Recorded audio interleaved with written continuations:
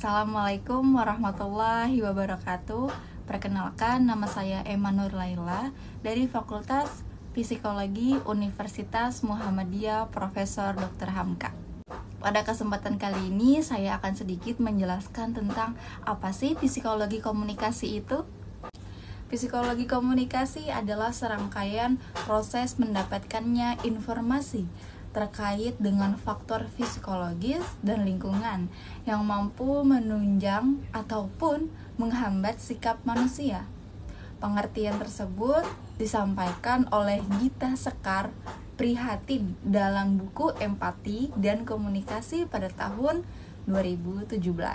Menurut Georges A. Miller, ilmu ini tak hanya sebagai upaya untuk menjelaskan tetapi meramalkan bahwa mampu untuk mengendalikan sebuah peristiwa di balik mental ataupun perilaku terkait dengan komunikasi.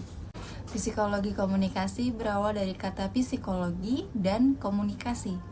Apa sih psikologi itu? Psikologi itu adalah ilmu yang mempelajari tentang kejiwaan, dan komunikasi adalah ilmu yang mempelajari tentang bagaimana cara kita untuk berinteraksi. Maka psikologi komunikasi ialah sebagai proses untuk mengenal karakter dari setiap komunikasi atau lawan bicara dengan tidak abai pada aspek kejiwaannya. Lalu bagaimana sih ruang lingkup psikologi komunikasi itu?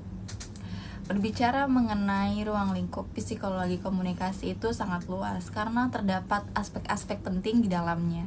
Yang pertama adalah persepsi komunikasi, yang dapat diartikan sebagai tahapan seseorang ataupun kelompok dalam memahami lingkungan sekitar lewat panca inderanya.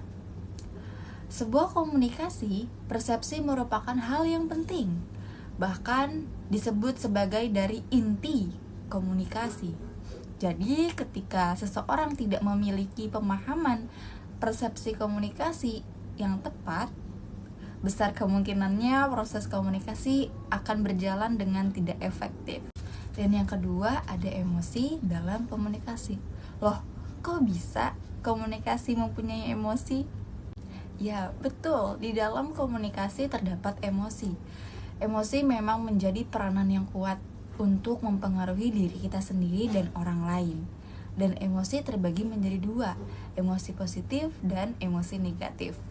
Emosi positif seperti kegembiraan yang mampu mempengaruhi bahasa tubuh, suara, dan ekspresi sehingga kita nampak lebih menarik bagi orang lain. Komunikasi bisa berjalan lebih efektif, antusias, dan berjalan lebih lancar jika kita dipengaruhi oleh emosi positif. Di sisi lain, emosi negatif seperti kemarahan yang mampu menciptakan ketegangan secara interpersonal karena cenderung membuat seseorang bernada suara keras dan tinggi. Dan yang ketiga, ada motivasi dalam berkomunikasi.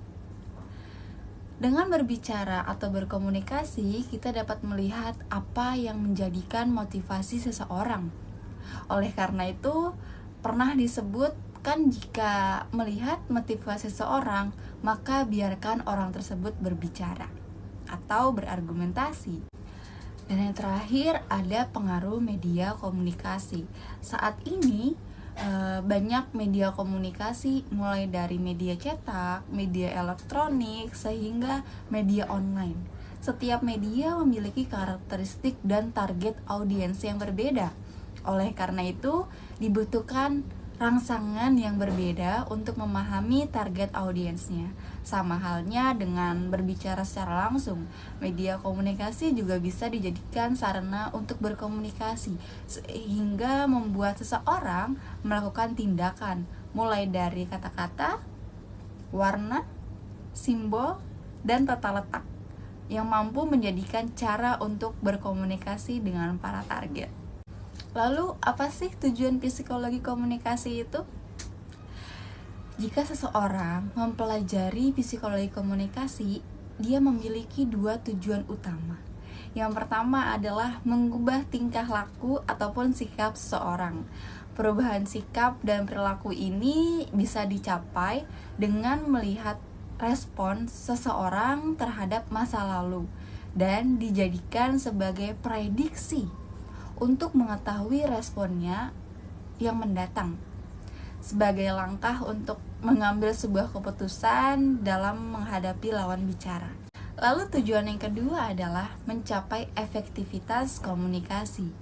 Ketika seseorang memahami dengan baik psikologi komunikasi itu, mereka mampu menganalisis komponen lawan bicara saat berkomunikasi. Tentunya mampu berkomunikasi dengan lebih efektif.